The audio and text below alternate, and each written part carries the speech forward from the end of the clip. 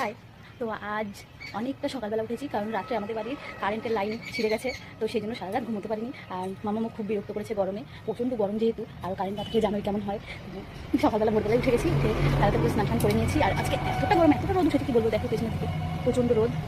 তো আমি স্নান করে পুজো দিয়ে দিয়েছি, মামা এখন ঘুমোচ্ছে। আর এদিকে রান্না হচ্ছে, আমার যা রান্না করছে। তো তাড়াতাড়ি খেয়ে দিয়ে দুপুরবেলা ঘুম দেবো, একটা লম্বা ঘুম দেবো। দেখো চারিদিকটা কেমন রোদ্রে একদম খা খা করছে, প্রচণ্ড রোদ উঠেছে, প্রচণ্ড।